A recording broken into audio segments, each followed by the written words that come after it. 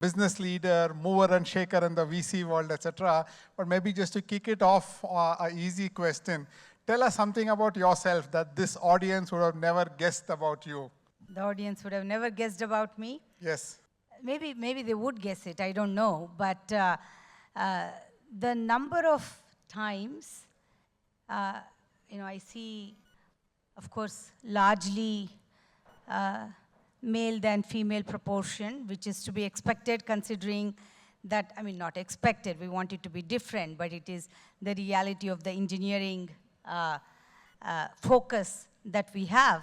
And I, of course, am an engineer by training, and I believe that everything I've done in my life has actually been rooted into that engineering education that really focused on developing a mindset of critical thinking and problem solving, and they are essential skills for venture capital or many other careers. But that aside, at the time I went to engineering, there were probably 6 girls, okay. 6 to 7 girls in our class, and now, fortunately, that's very different. But then to now, the number of situations where the kind of mismatch of expectations that happen in gender stereotyping are many humorous stories. Probably that's not the session focus, but if you have to talk about humor, that's a lot of humor on an unexpected basis that I definitely face. Maybe that's not something unexpected, but the question was unexpected, so, so yeah. Diving into the session itself, you are a super seasoned VC. You've seen many tech cycles. You've seen, even amongst your portfolios, plus, across the other startups that you've come across, many unlikely companies succeed, and many companies that have a lot of promise on paper ultimately don't. So I have a 2-part question for you.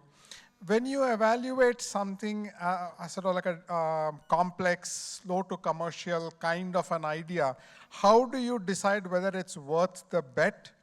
And second part of the same question, what signals indicate a technology trend is no longer only at the hype end of the cycle, but now is moving to more of the durable adoption end of the cycle? So, to me, kind of different questions there, but in different venture capitalists actually look for different kind of investments. And some of that is probably colored by their own experiences that shape a certain playbook of investment. And obviously, different playbooks can coexist and succeed, which is why you see a company that may be rejected by a venture capitalist or a firm getting invested by somebody else. So while I'll share a little bit about how I think about this, what's important for entrepreneurs is to think about doing a little bit of research on who may be someone who's more aligned to be a likely investor for what I'm working on. The more, and because again, this is not a consumer tech forum, and yes, how many of you have an engineering degree? Almost everybody, I would assume. And it leads to another question, because I don't know what backgrounds many others come from, because I wasn't as large a population as I thought perhaps it would be. But regardless, I am a very product-oriented thinker. So the kind of companies that I tend to invest in, or kind of people I should say, because we are early stage investors, so there is no company to speak of materially at the time we are investing, is people who have a very product-centered thinking. How deeply do they understand the problem, and how well have they thought through to craft a solution to provide a unique outcome to that problem. So deep thinking problem, which means that you have some domain expertise to understand the problem in its nuances, not the 100,000 feet of drones can be used for agricultural efficiency, let's just say. I mean, that's fine. But much more deeper, nuanced thinking. And what technology, product, solutions have they conceived, right? That plays the critical sort of flipping point for us. And oftentimes what happens is, surprisingly, people come to tell us their idea, but they want to start with, in 5 years we'll be, I don't know, $100 million in revenue. That's great. We'll get to that. Most likely you won't be that. So you already lost me when you use that as your first slide, because it's very hard to build $100 million in that time frame or whatever it is. So, but really, what is the problem you're solving? I like to understand the problem to see if I can relate to it. So I tend to invest into companies where I can relate to the problem that they're looking to solve for, and we can be believers in their company, because the relationship usually lasts 7 to 10 years, sometimes longer. So and you also don't want non-believers on your side, because then every day they're doubting you. Not you personally, of course, so, but doubting the probability and the outcome. So I think that's one part to me. I mean, we can go into a lot of other things, but at the central kernel of investment thesis for us is, we really believe in this problem. We believe this solution could likely solve that materially, and solving that materially could create deep value. So it's a simple equation of that for whichever aspect you take. To your second question of hype versus it being really a trend, generally, when you have something that is very foundational, at some point, the hype does become reality. The problem is, as we were chatting earlier in the speaker room, it's the mismatch of expectation of time, maturity of adoption, and the money you spend. Finding that perfect equation is where companies go wrong, okay? And investors go wrong, by definition. I built my first company in Silicon Valley starting around 96, 97, sold it in 2000, and 2000 was the internet bubble era. Didn't mean internet was going away. It's just meant that we expected internet to solve certain problems at a certain momentum, and we got into that cycle of hubris that, technology can solve all problems quickly. Or if you look at, Elon Musk has been promising, autonomous car, and there are some of those, right? Venmo and Zoox, they're working in dense cities that you can map out, like San Francisco and so forth. But will we all, within our lifetime, be using an autonomous car? The probability, in my opinion, is yes. Is that going to happen in India in the next 5 years? That's the question. If you're going to fund, it would be a hype, in my opinion. It's not a question of will it eventually happen. So it's, we think of a hype as something that was just hubris and it would never happen. Usually, it's not like that. And I've been, as you said, part of so many tech cycles and evolution. I still crystal clear remember when there was a talk about cloud compute, right? These were days when everything was on your desktop and your laptops didn't have that kind of power, right? And you said, well, I'm not going to actually buy a copy of this software and put it on my desktop. It was not conceivable because there was a certain framework. So the cloud compute, but for cloud compute to happen, there was a certain maturity. And when did cloud compute happen? From the time it started getting invested into, almost 2 decades. Because there is a certain maturity of compute that had to happen, many other technologies that had to get to be a certain level of infrastructural affordability and cost points before you could get to cloud compute. So, but the early ideas of cloud compute were at least 2 decades older. Now, if you over-invested at that time, you could invest into discovery, you could invest into R&D, you could invest into certain things. But if you over-invested into commercialization, then that is hype. Okay. Right? So hype will usually meet the reality. It's a question of where in that cycle you invested, speaking from an investor point of view. And if you invested too prematurely, you will lose your money. Okay, got that. Today, what specific signals do you track that indicate a company is building something that's compounding an innovation engine that is both balancing the present and the future? See, compounding, like anything, whether it's technology or a company's product suite, is a ladder. You have to be on the first before you can get to the third or the fifth or the 10th.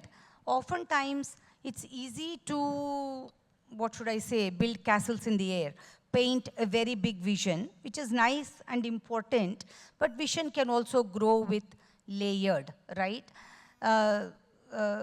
Microsoft is 40-plus-year-old company. I was using their DOS floppy disks and putting that into the computer to install my own operating system, let alone install my own compiler. Those were the early days of the computer, where your computer didn't come with the operating system installed or the compiler, and you just got the hardware. Today, I mean, I don't think anybody can conceive of that, right? But you can't take a Microsoft today. They had to produce that operating system in a disk and find those people who are willing to go and install it into their computer. So when we talk about compounding innovation, it's a DNA, it's a mindset. It's not necessarily that today I have a crystal ball that says, oh yeah, this vision will compound. It is people that compound vision. Whereas, in fact, even the competitor to DOS, Microsoft at that time, was Atari, and they were better engineers, right? Nobody knows their name today. They don't exist. And this history, even in technology, is replete. So to stay on top of innovation is a mindset. And sometimes that mindset and DNA are deeply embedded in some organizations. And so, they survive the decade mark and the 3-decade mark and hopefully the 100 years mark. But very few technology companies survive, right? We know that. The names that we were all very proud of looking for a job when we graduated from college are names, many of them don't exist today at all, right? So staying ahead of technology is easier said than done. And to do that, really you have to build organizational systems and thinking mindsets. Otherwise, why should a Nokia or a BlackBerry or whatever go out of business? It's not that it was overnight technology change, but organizations couldn't change. So the problem of compounding innovation is not about the pace of technology, it's the pace of the leadership. Got that. Got that.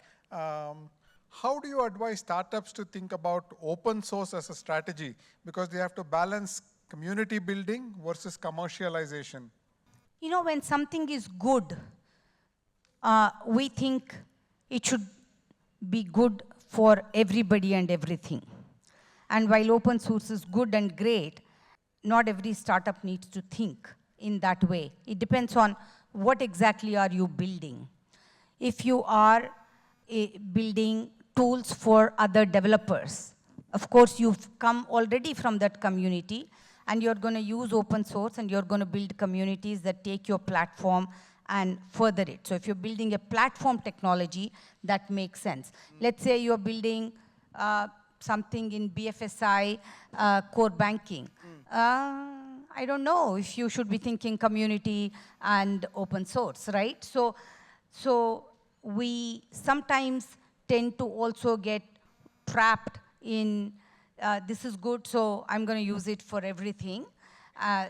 Look, I came from being liberated with Linux, so to speak, from those days, right? So truly, if you experience that moment, you would see the aha, because we were building for any software was built for different operating systems, let alone that for that operating system, 4 or 5 different databases. So you can imagine the complexity of a product release process, which of course is no longer the case, but Linux changed all that, and then Red Hat and all that changed all that. So while, of course, what has happened with open source has truly to some degree democratized, as in made software development affordable, and when something becomes affordable, cycles and momentum pick up. So innovation cycle has benefited from the open source, but not every startup needs to embrace open source. It really depends on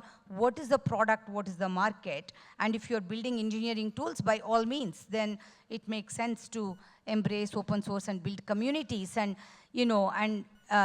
you probably, if you're building such a company, you probably already belong into that community.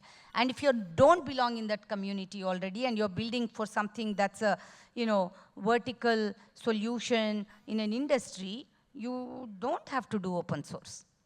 Got that. AI pervades every pitch deck today, right? Anybody, I guess, can't look at an idea without having some level of AI built into their product or solution, or whatever investor pitch that they are making for what they have. What filters do you apply to say this is an area where AI can truly help that product or that idea or that solution? Or two, this is just a founder trying to sort of what shall I say, force fit a latest buzzword into a pitch deck just to sort of convince an investor to buy? What separates the go, no go for you? I mean, look, already are using AI and will use more of it. Whether in products that are physical AI, your car will talk to you, already today your lights talk to you, your curtains talk to you, and tomorrow, all of that will be even more intelligent. Home automation is real, is happening, will happen at an accelerated pace. So that is physical AI. Then there is agentic AI.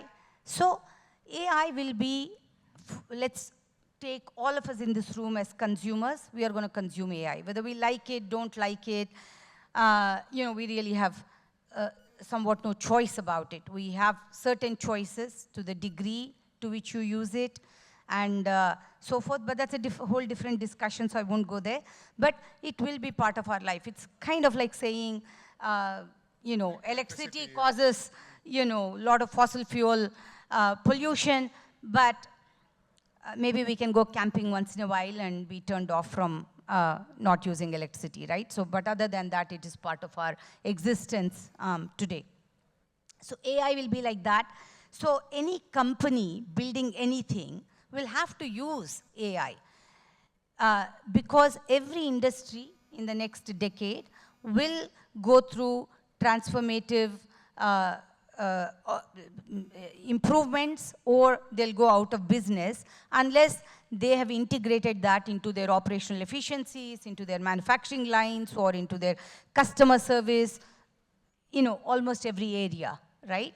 So when you have a foundational technology, if you're using it for hygiene, let's say, because you have to use it, much like we use, today you wouldn't say I'm a mobile first application. Well, I mean, you have to be mobile first, right? You wouldn't say I'm a web application, let alone you wouldn't have said even 15 years ago, I'm a client server solution. What else would you be? Would you be writing on mainframe? You wouldn't be doing that, right? So you can't call out AI for using it as an embedded value driver, which almost every company will have to do, right? So is it something that's just enabling what you're doing, or are you building core building blocks, right? If you're building something that's a core building blocks, that's fine. Otherwise, everybody is AI. So then, and everyone gets, that short time to pitch and impress someone to be part of your organization, be that be your employee, your customer, your investor, whatever have you. So what do you use that time to signal? And you have to use that time to signal something that is specific value driver for your business. maybe you should call out if you're not using AI, right? I'm not using AI and why, which I don't know what that pitch would look like, but,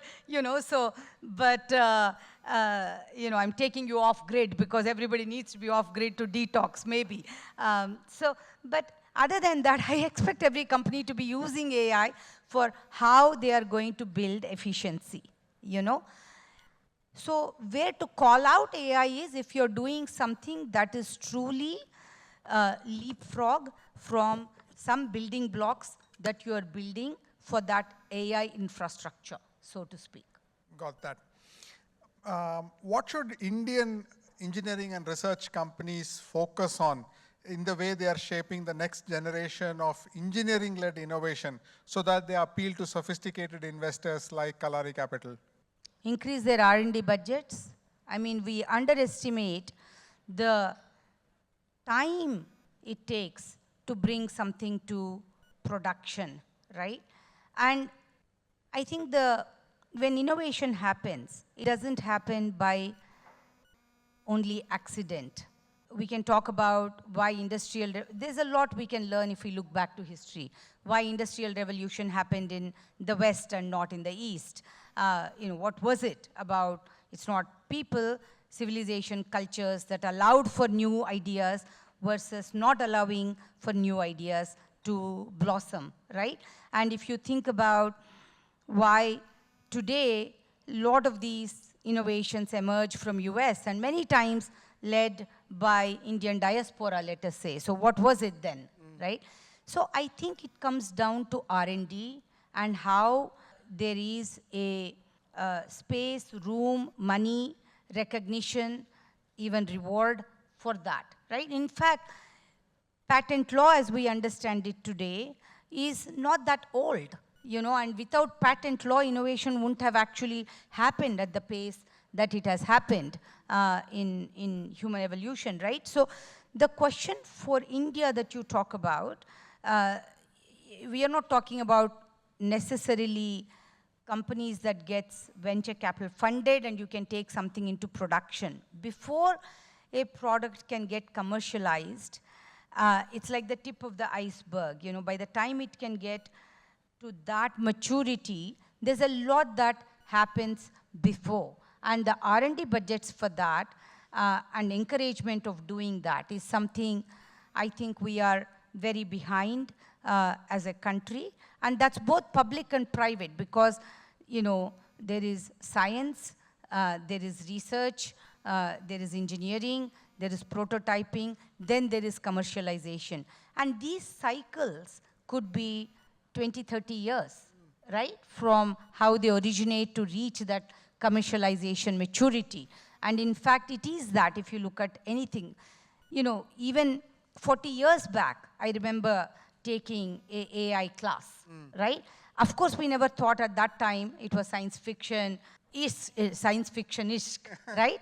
So, but today, a lot of things we thought science fiction is here, and including perhaps flying cars or whatever. I saw a prototype of that at IT Research Park last month and in Madras. So who knows how long it'll be for it to truly get commercialized and regulation and all of that and affordable by the time any of us are using it. And if you think about it, if that were to happen today, our homes have, let's say, a carport or a garage to put your car. And, if you went to homes built 50 years ago or 100 years ago, you didn't need it. You probably needed how do you get off the horse carriage or the elephant or whatever, right? So if you have flying cars, how does your home and architecture have to look like, right? Think about that as a problem. So I think these innovation cycles are longer than we give credit for because we only think about the last part of the iceberg where it's commercialized and affordable and we become a consumer of it. Got that. I know time's up, but I'm going to use sort of my NASSCOM privileges to sneak one last question in, Vani. Okay. If there is a smart engineer in our audience today, and let's assume he or she is currently working for a large company, but he or she has an idea that she's really passionate about and wants to turn entrepreneur. What are 2-3 questions that you would like him or her to reflect upon before taking the plunge? Okay, Risto, first of all, I only know smart engineers. I don't think there's a dumb engineer, so I think everybody is a smart engineer over there, so they need to clap themselves, so that's one, okay. But that aside, you know, entrepreneurship is very alluring, especially because you see all these headlines and whatever. But entrepreneurship has been life-changing for me, but in more than one ways, right? It tests you in so many different ways. So the first question is, what is it that you are so passionate about that this problem just won't leave you behind, right? And you really need to solve it. Why? Why do you need to? So you have to feel such passion for solving something, and that has to be a deeply personal agenda. And it is nothing to do with who will fund you, won't fund you, because if you're passionate about it, you will be the Wright brothers who will want to find a way to fly a plane, or a, you know, Nikola Tesla or whatever, right? But you have to be passionate about something. That's the genesis of your idea. When people ask me what's the right time to be an entrepreneur, when you have the inspiration that you can't do anything but want to solve this problem. What is that problem that motivates you so much today? It doesn't have to be a life mission. It could be what you do for the next decade, but at least you have to dedicate a decade. If you expect that, and lottery can happen, maybe you build something and overnight somebody pays you $1 billion and buys it, but most stories don't end like that. That's like 0.1%. You see those on the headlines, but that's not most entrepreneurs' fate. Okay, so you can't sign up for lottery. If it happens, that's great. So, but you have to sign up for the next 10 years. So can you do this for the next 10 years? Are you in a personal space to do this? You may get funded, you may not get funded. I wasn't funded for 2 years. I went to 100 venture capitalists before one said, okay, I think there is something here. Are you willing to take that rejection? Are you willing to continuously change from being an engineer, problem solver, which by the way is a great place to start to be an engineer, to be an entrepreneur, to becoming somebody who's also sales and marketing and finance, because you have to do all those things. I had to learn those things. Nothing in my education or work prepared me for that, and there is a path and a process for that. And when you are, and every day you're going to be outside your comfort zone, which means you're going to feel stupid. And you know, you have to work towards making yourself smarter every day from that learning curve. And if you're ready to sign up for that, I mean, why not? I think it's a fun journey to have. And at the end of the day, life is all about new experiences. So you succeed, you fail, it doesn't matter, you tried. And you have to go out and try. If you're passionate about a problem and you're willing to put 10 years of your life to go and try this. Great. Thank you. Thank you, Vani. Lovely panel. Thank you.